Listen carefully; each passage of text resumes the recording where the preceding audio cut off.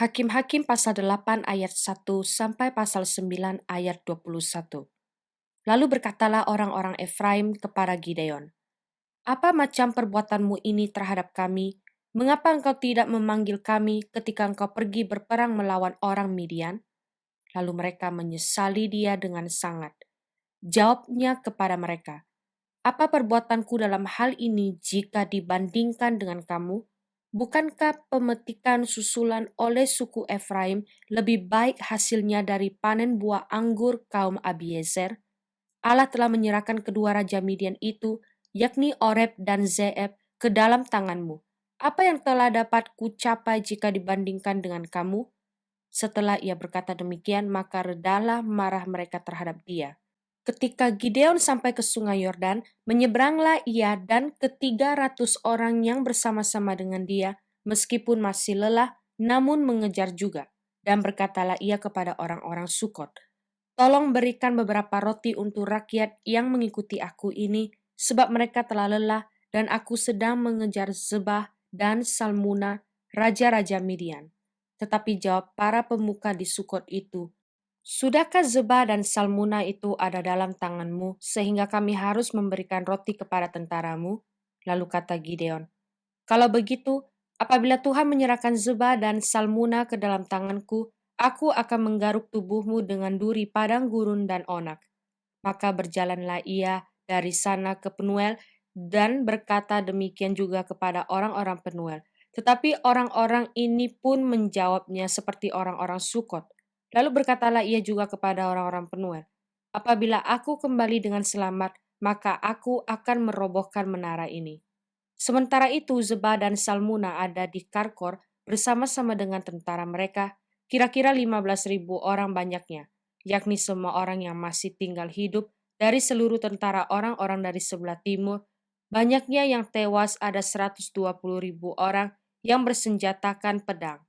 Gideon maju melalui jalan orang-orang yang diam di dalam kemah di sebelah timur Nobah dan Yokbeha, lalu memukul kalah tentara itu. Ketika tentara itu menyangka dirinya aman, Zebah dan Salmuna melarikan diri, tetapi Gideon mengejar mereka dan menawam kedua raja Midian itu, yakni Zebah dan Salmuna, sedang seluruh tentara itu dicerai-beraikannya. Kemudian kembalilah Gideon bin Yoas dari peperangan dengan melalui pendakian Heres. Ditangkapnyalah seorang muda dari penduduk Sukot. Setelah ditanyai, orang itu menuliskan nama para pemuka dan para tua-tua di Sukot untuk Gideon. 77 orang banyaknya. Lalu pergilah Gideon kepada orang-orang Sukot sambil berkata, "Inilah Zebah dan Salmuna yang karenanya kamu telah mencela aku dengan berkata, 'Sudahkah Zebah dan Salmuna itu ada dalam tanganmu, sehingga kami harus memberikan roti kepada orang-orangmu yang lelah itu?'" Lalu ia mengumpulkan para tua-tua kota itu, ia mengambil duri, padang gurun, dan onak, dan menghajar orang-orang Sukot dengan itu. Juga menara Pnuel, dirobohkannya dan dibunuhnya orang-orang kota itu. Kemudian bertanyalah ia kepada Zebah dan Salmuna, "Di manakah orang-orang yang telah kamu bunuh di Tabor itu?" Jawab mereka, "Mereka itu serupa dengan engkau, sikap mereka masing-masing seperti anak raja." Lalu kata Gideon, "Saudara-saudaraku lah itu, anak-anak ibuku. Demi Tuhan yang hidup, seandainya kamu membiarkan mereka hidup, aku tidak akan membunuh kamu." Katanya kepada Yeter anak sulungnya, "Bangunlah, bunuhlah mereka." Tetapi orang muda itu tidak menghunus pedangnya karena ia takut sebab ia masih muda. Lalu kata Zebah dan Salmuna, "Bangunlah engkau sendiri dan paranglah kami, sebab seperti orangnya demikian pula kekuatannya." Maka bangunlah Gideon, dibunuhnya Zebah dan Salmuna, kemudian diambilnya bulan-bulanan yang ada pada leher unta mereka. Kemudian berkatalah orang Israel kepada Gideon, "Biarlah engkau memerintah kami, baik engkau, baik anakmu maupun cucumu, sebab engkaulah yang telah menyelamatkan kami dari tangan orang Midian." Jawab Gideon kepada mereka, "Aku tidak akan memerintah kamu dan juga anakku tidak akan memerintah kamu, tetapi Tuhan yang memerintah kamu."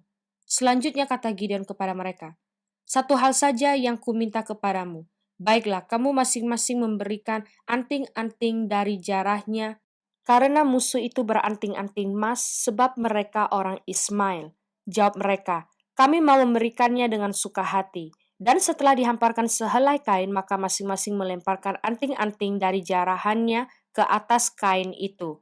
Adapun berat anting-anting emas yang dimintanya itu adalah 1.700 shikal emas, belum terhitung bulan-bulanan, perhiasan telinga, dan pakaian kain ungu muda yang dipakai oleh raja-raja Midian, dan belum terhitung kalung rantai yang ada pada leher unta mereka. Kemudian Gideon membuat efod dari semuanya itu dan menempatkannya di kotanya di Ofra. Di sanalah orang Israel berlaku serong dengan menyembah efod itu. Inilah yang menjadi jerat bagi Gideon dan seisi rumahnya. Demikianlah orang Midian tunduk kepada orang Israel dan tidak dapat menegakkan kepalanya lagi. Maka amanlah negeri itu 40 tahun lamanya pada zaman Gideon. Lalu Yerubbaal bin Yoas pergilah dan diam di rumahnya sendiri. Gideon mempunyai 70 anak laki-laki, semuanya anak kandungnya, sebab ia beristri banyak. Juga gundiknya yang tinggal di Sikem melahirkan seorang anak laki-laki baginya, lalu ia memberikan nama Abimelek kepada anak itu. Gideon bin Yoas mati pada waktu rambutnya telah putih, lalu dikuburkan dalam kubur Yoas ayahnya di Ofra, kota orang Abiezer. Setelah Gideon mati, kembalilah orang Israel berjalan serong dengan mengikuti para Baal dan membuat Baal berit menjadi Allah mereka. Orang Israel tidak ingat kepada Tuhan Allah mereka, yang telah melepaskan mereka dari tangan semua musuhnya di sekelilingnya. Juga tidak menunjukkan terima kasihnya kepada keturunan Yerubbaal Gideon seimbang dengan segala yang baik yang telah dilakukannya kepada orang Israel.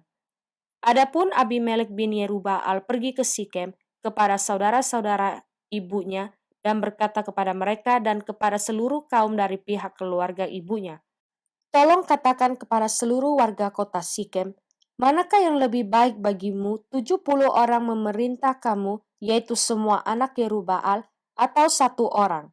Dan ingat juga bahwa aku darah dagingmu."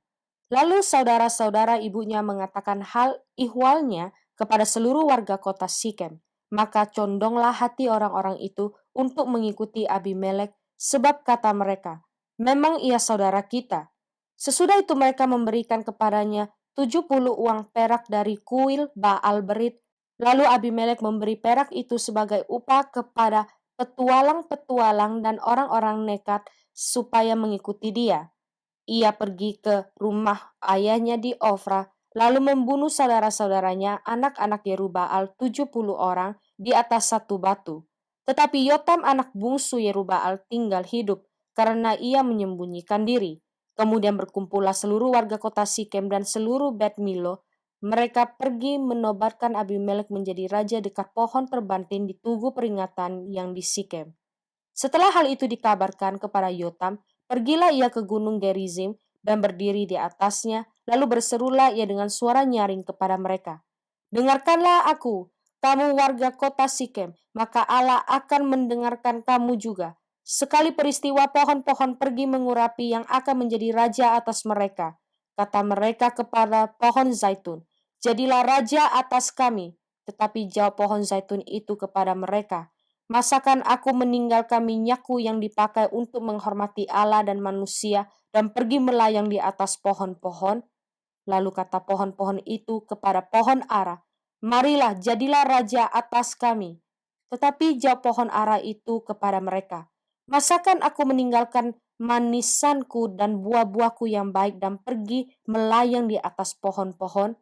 Lalu kata pohon-pohon itu kepada pohon anggur, "Marilah jadilah raja atas kami." Tetapi jawab pohon anggur itu kepada mereka, "Masakan aku meninggalkan air buah anggurku yang menyukakan hati Allah dan manusia dan pergi melayang di atas pohon-pohon?" Lalu kata segala pohon itu kepada semak duri, "Marilah, jadilah raja atas kami." Jawab semak duri itu kepada pohon-pohon itu, "Jika kamu sungguh-sungguh mau mengurapi aku menjadi raja atas kamu, datanglah berlindung di bawah naunganku. Tetapi jika tidak, biarlah api keluar dari semak duri dan memakan habis pohon-pohon aras yang di gunung Libanon." Maka sekarang jika kamu berlaku setia dan tulus ikhlas dengan membuat Abimelek menjadi raja, dan jika kamu berbuat yang baik kepada Yerubbaal dan kepada keturunannya, dan jika kamu membalaskan kepadanya seimbang dengan jasanya, Bukankah ayahku telah berperang membela kamu dan menyambung nyawanya dan telah melepaskan kamu dari tangan orang Midian, padahal kamu sekarang memberontak terhadap keturunan ayahku dan membunuh anak-anaknya, 70 orang banyaknya, di atas satu batu, serta membuat Abimelek anak seorang budaknya perempuan menjadi raja atas warga kota Sikem karena ia saudaramu. Jadi jika kamu pada hari ini berlaku setia dan tulus ikhlas kepada Yerubbaal dan keturunannya, maka silakanlah kamu bersuka cita atas Abimelek dan silakanlah ia bersuka cita atas kamu. Tetapi jika tidak demikian, maka biarlah api keluar daripada Abimelek dan memakan habis warga kota Sikem dan juga Bet Milo, dan biarlah api keluar daripada warga kota Sikem dan juga dari Bet Milo dan memakan habis Abimelek. Kemudian larilah Yotam, ia melarikan diri ke Beer dan tinggal di sana karena takut kepada Abimelek saudaranya itu. Mazmur pasal 56 ayat 1 sampai ayat 8. Untuk pemimpin biduan menurut lagu merpati di pohon-pohon tarbantin yang jauh. Miktam dari Daud ketika orang Filistin menangkap dia di Gad. Kasihanilah aku ya Allah, sebab orang-orang menginjak-injak aku. Sepanjang hari orang memerangi dan mengimpit aku. Seteru-seteruku menginjak-injak aku sepanjang hari, bahkan banyak orang yang memerangi aku dengan sombong. Waktu aku takut, aku ini percaya kepadamu.